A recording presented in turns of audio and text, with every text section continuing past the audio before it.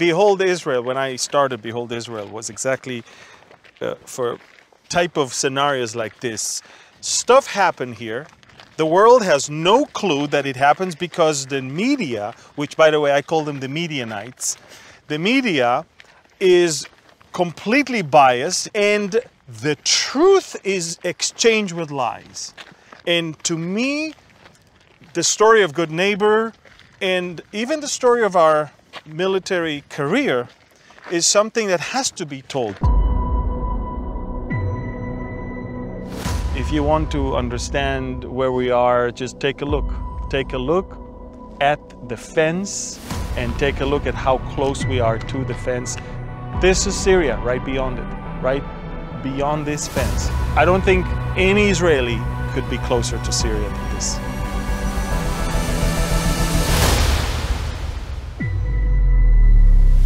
A minefield from the left, a minefield from the right.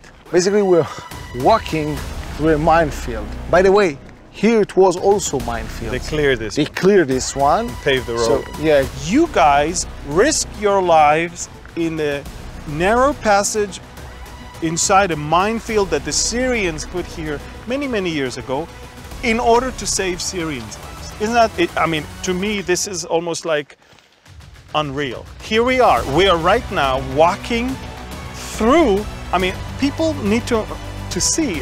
There's a sign here says danger mines. I'm not going to cross this one. There's a minefield right here.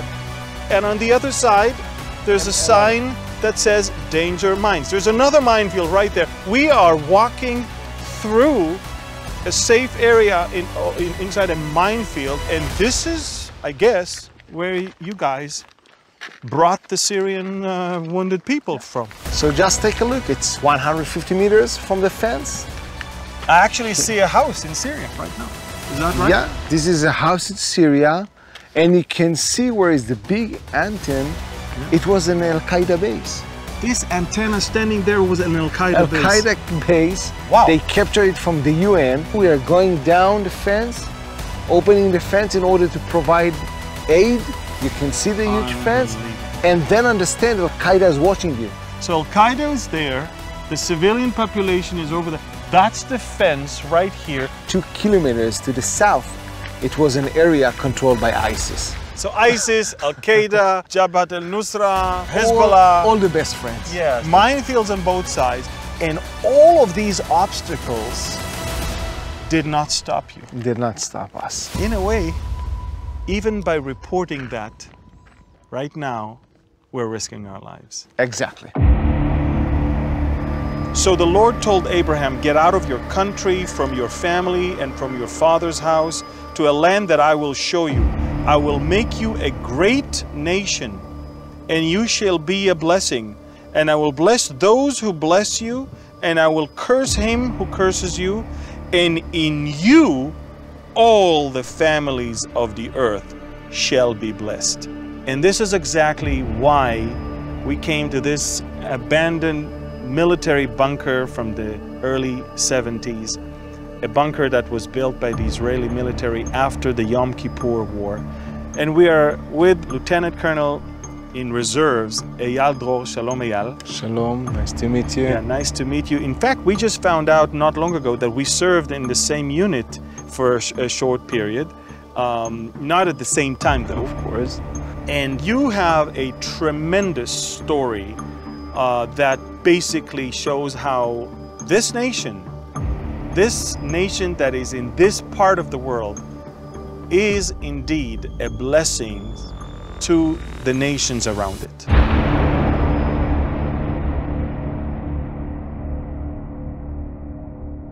Where are we first, and why are we here? So we are at the southern part of the Golan Heights, at the point we call it in the military 116 checkpoint.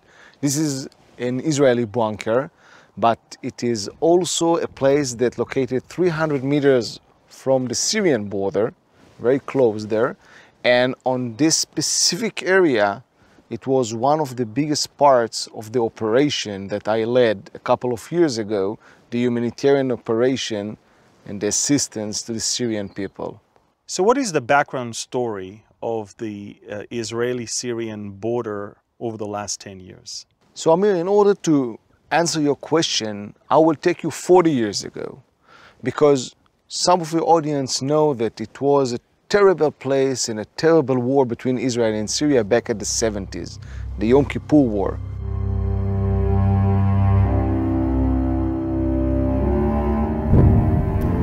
Personally, for example, my father's cousin, who was also a lieutenant colonel in the IDF, a commander of a battalion, lost his life on Mount Hermon, which is 60 kilometers north into this point.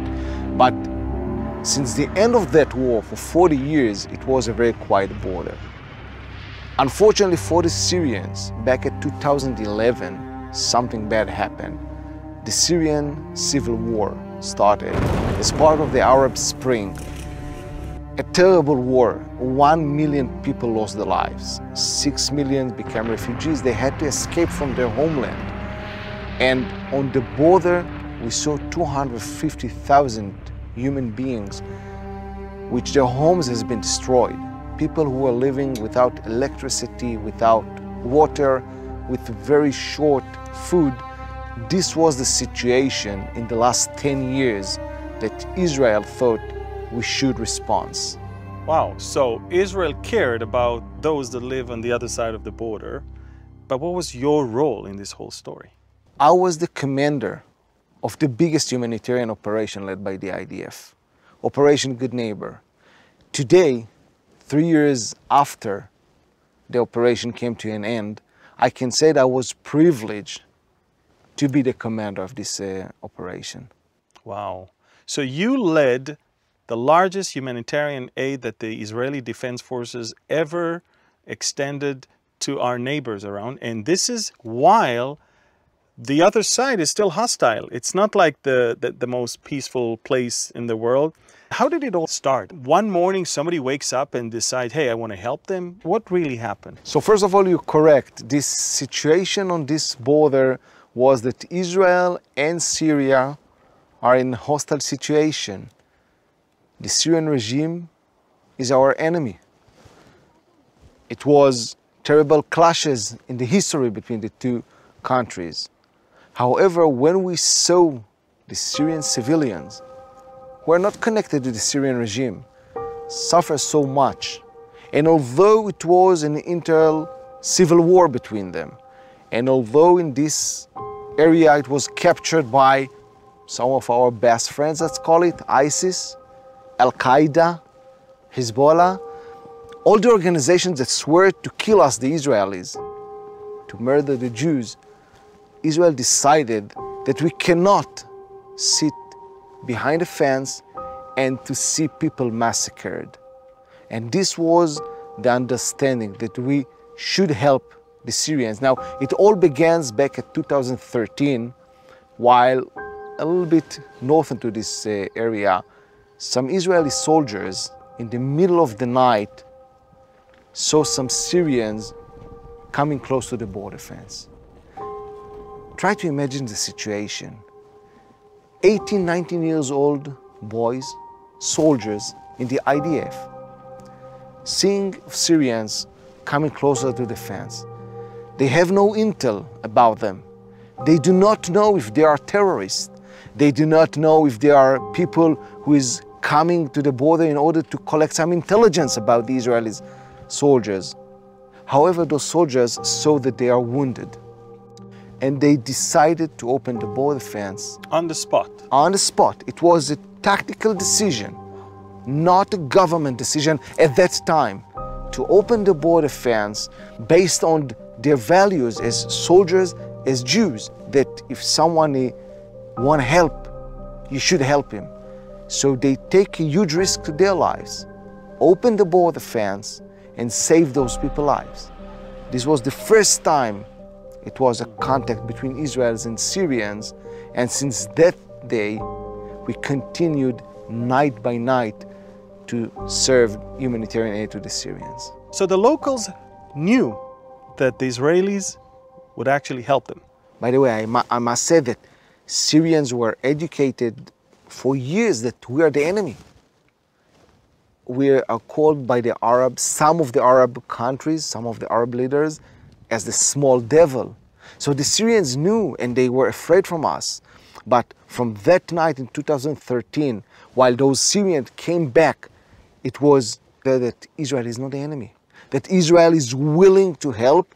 And every night, for 3 years, they came to the border and Israel gave those life-saving treatment. And in 2016, the IDF decided to establish the project we are just speaking about, the Good Neighbor Project. So it took us 3 years from the moment the first wounded Syrian approached the border and was treated differently than what he thought. 3 years it took to the Israeli side to decide that we actually want to make it a national project, not just one by one thing. Exactly. It took us the 3 years for the Israelis and for the Syrians. Wow. During those years, we built the trust. Yes. The Syrians understood that Israel is not the enemy, and they understood that we are willing to give them help. Operation Good Neighbor, why I was chosen to serve as the commander to establish that program, my mission was to increase dramatically the humanitarian aid provided by Israel to the Syrian side. It means not just saving lives, but to think about all the opportunities that we can do in order to help those people. So here you are, arriving here on the first day. What was that first day like for you? Wow, very emotional. Because at this point, exactly, on August 2016, we did our first operation. By the way, I'm always using the term a humanitarian operation, not a mission, operation, because when you are as a soldier going down the fence and know that the enemy is watching, is a military operation. Now, back at August 2016, we are arriving this area with a thought that we want to bring to Israel 50 people, 25 children with their mothers. Those children suffering from chronic diseases, like diabetes, for example, ear problems or eye problems, and we are going the fence, seeing on the other side the light of a car, calling our colleagues to come closer to the border fence. Now, the adrenaline is very high because... And it's all at nighttime. Nighttime. So we're 3 a.m. We're not talking about anything in the daylight. I mean, no. When the night falls, the action starts. Exactly. Wow. Exactly. The night is a very close friend.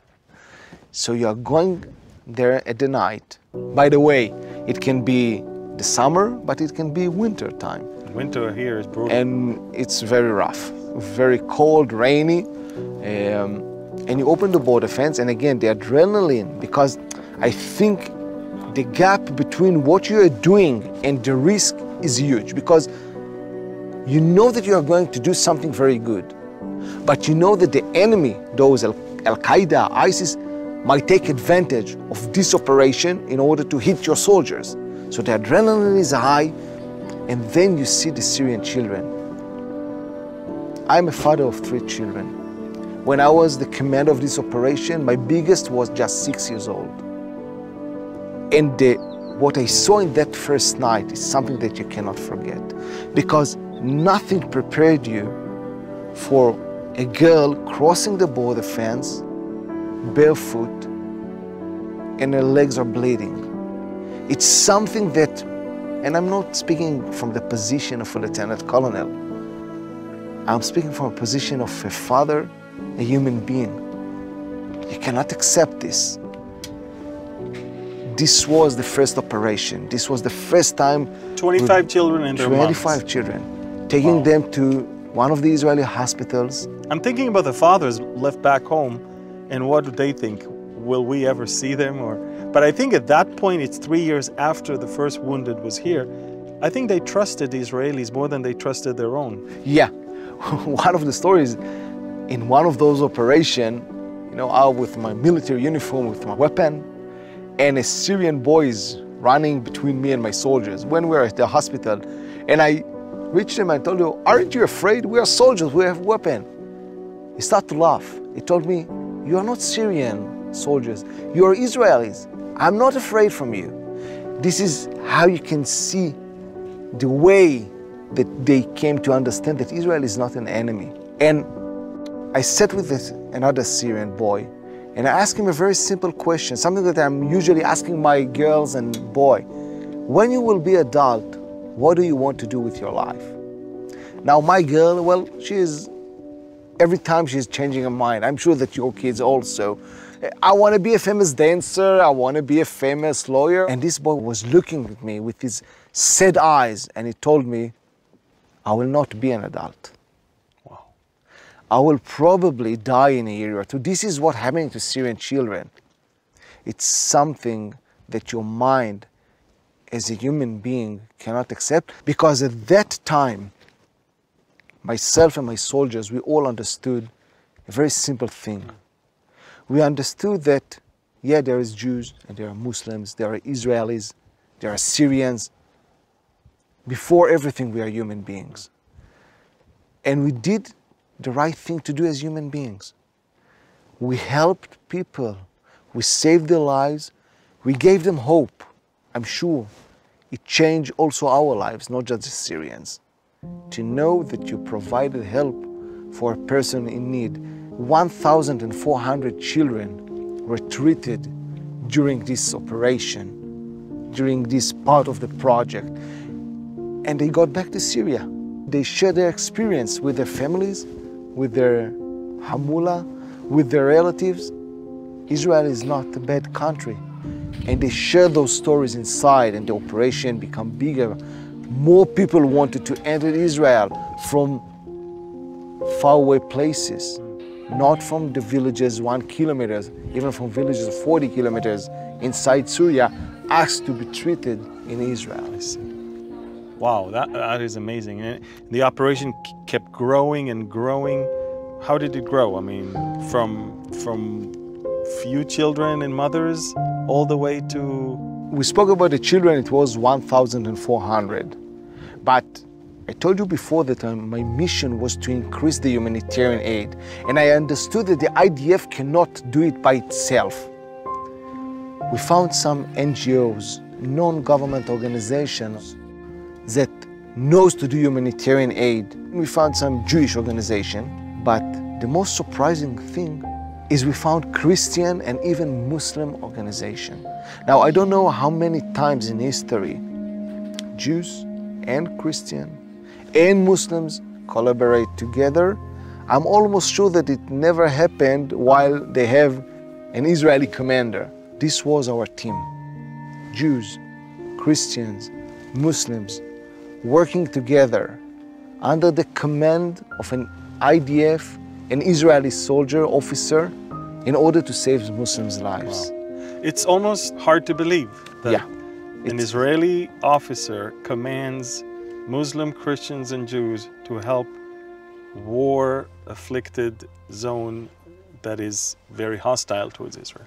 It was hard to believe even to the Muslims when they arrived in the first time to my home base. Imagine the scenario: a Muslim who were living in Syria, go out from Syria 30 years ago, he's an American citizen, but he's a Muslim, he's a Syrian, and he's meeting an IDF officer and start to collaborate with him. When we're speaking about those NGOs, so not far away from this position where we are now sitting, less than a mile, an American organization built a field clinic.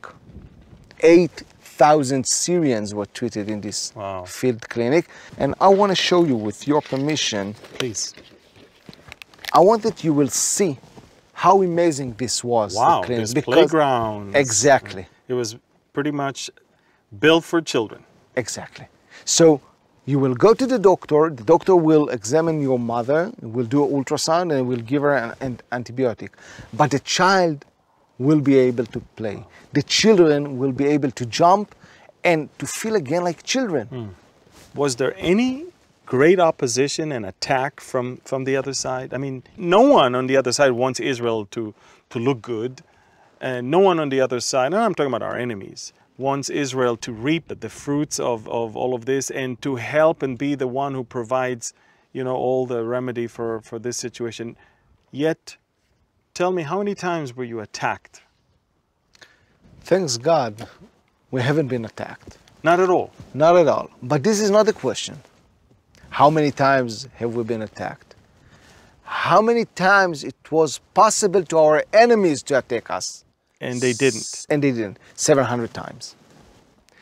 700 humanitarian operations. 700 times we chose as Israelis to risk our lives in order to provide aid.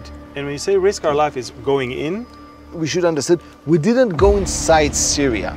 This is a state, and as Israelis, we don't want to be in Syria. We open the border fence and provide the aid. So every time you open the border, there was a potential of a terrorist attack or A sniper, or something. a missile, Yeah. a And bomb. nothing happened. Nothing happened. I can tell you that the Syrian regime, who were 20, 30 kilometers from that spot, they escaped because of the war.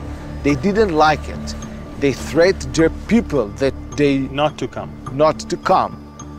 We knew that Al-Qaeda is watching. We knew that ISIS is watching. How come Al-Qaeda did not attack? Okay, I will tell you about Al-Qaeda. Okay. They are not our friends. They do Not at all. they do not like Israelis. We can agree about it. Yep.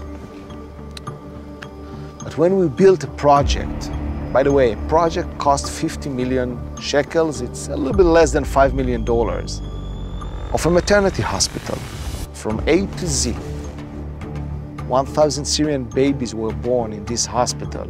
He was in one of the Syrian villages. We provide him by one of the NGOs all the equipment. And after a couple of months, the Syrian doctors built it.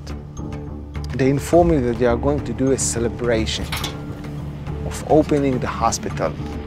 It was very amazing, and because we knew that a huge project has been done. And a day after, the Syrian doctor called me and we spoke, and I asked him, how was the celebration? He told me it was amazing. And I asked him, how many people were in this celebration? He told me a couple of dozens. And I asked him who they were. He told me everyone.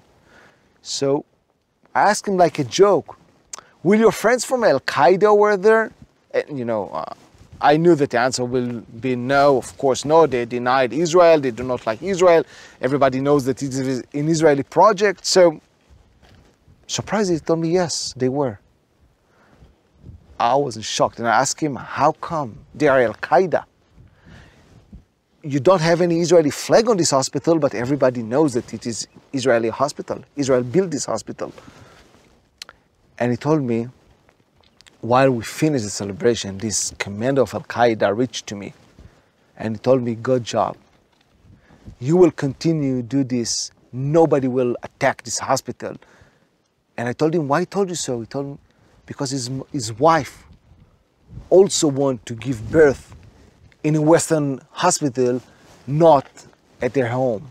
So again, even Al-Qaeda, who didn't like this project and didn't like Israelis, knew that the people is earning something from this project. Everybody in the southern part of Syria knew that Israel is saving their lives every day. Wow. So I guess there was a great effect on the Syrian side. What was the effect on the Israeli people? I can tell about myself. It changed my life. I decided, for example, not to become a colonel in the IDF, but to retire, to spend more time with my family. I started today to understand all the obvious things that we have in our world and say thank you. When I'm speaking about obvious thing, I'm speaking about a story that a Syrian mom told me, that how great is Israel. She was crossing, and after an hour she was in Israel. I asked her about Israel. She told me, you have a wonderful country. And I asked her why. She told me, because I was been in the bathroom and I wash the water, and then I had cold and warm water in the sink. I don't have it in Syria. So you have a wonderful country. And I thought myself, oh, I never thought about it. You have running water, that's it. You're I wonderful. never thought about it. We take things for granted, For don't granted. So I can tell you as a Yal, it changed my perspective about life. Do more to help other people, but I can tell you that it changed the life of the soldiers, of the medical teams that saw the poor people in their toughest hours. Not everything is a duty. You know, you can do your duty, but you can do it even a little bit more if you understand that you are privileged to save life. And I had hundreds of talks with my soldiers about we became better human beings. How do you see this project influencing the future? Will it have any long-lasting influence? So the project unfortunately came to an end 3 years ago, while the Syrian regime reconquered the area and the people that were living so for operational surrounded. reasons, Yeah, we couldn't continue. Exactly. It's not like we changed our minds. No, not. But what I think, you know, we are living in a very complicated neighborhood in the Middle East. Every day, things are happening here. I can assure you that the Syrians will not forget this operation. Isn't that interesting that when their government was out, we came in to help, and when their government stepped back in, we cannot help them anymore? Yeah. It's mind-boggling. It destroyed the Syrian regime propaganda that Israel is the enemy. Exactly. I can also tell you that the life of those citizens today are even worse than it was in 2017. Yeah, they are not being bombed every day now, but their lives are very, very hard. But this is the Middle East. We are not forgetting. Correct. People will remind you things that happened 40, 50 years ago. This is the history of this place. I'm sure that the Syrian people will not forget us. A chapter was written. Exactly. A chapter in the history of the relationship between Israel and Syria has been written.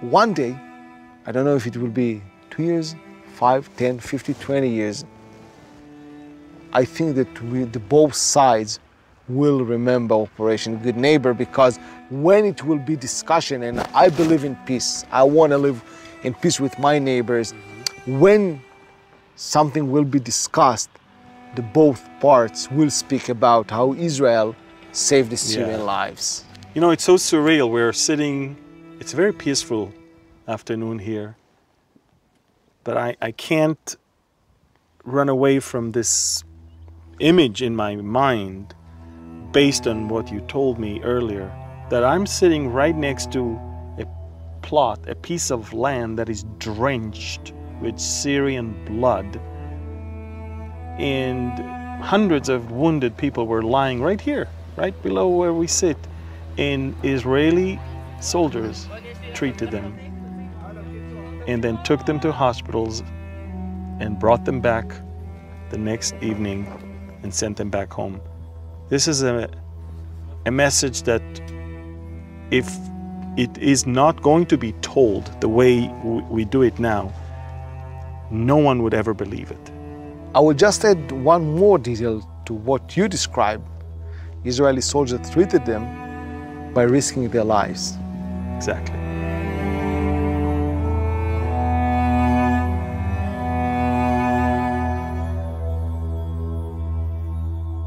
Two memories that I want to share with you. Okay. First one is a picture drawn by a Syrian child. Wow. Now you will probably read the English. I prefer to read it in the Arabic. authentic language. Shukran Israel ala al-musa'ada wal-hub. Wow. Thank you, Israel, for the help and for the love. By the way, this is the meaning of Operation Good Neighbor. Something that was behind even imagination, impossible a couple of years ago, and become reasonable. But this is not the most exciting thing that I cherish from Operation Good Neighbor. What else? I want to share with you the story of the flag of Israel. All right. I think you can guess that it is not an adult drew this. Yeah, I can definitely guess that one. And I want to share with you the story about Wiham. Wiham. Wiham, a Syrian girl, 9 years old. Wiham were living in a village and suffered from severe diabetes. And one night we went to the border and we took her to the Israeli hospital. We know from our colleagues that there is a girl in severe danger to her life. The Israeli doctors, while we were reaching the hospital, told me that 24 hours later she wouldn't have survived. Now she spent here 6 months. Wow. 6 months. The Israeli doctors fought for her life and they won. And before she went back to Syria, she asked us how to do the flag of Israel, and she tried. And that you can was see the process. Yeah, she tried, and it was amazing to observe her, how she's fighting to do The Star of the David. Star of David. And eventually, She that's succeeded. the victory.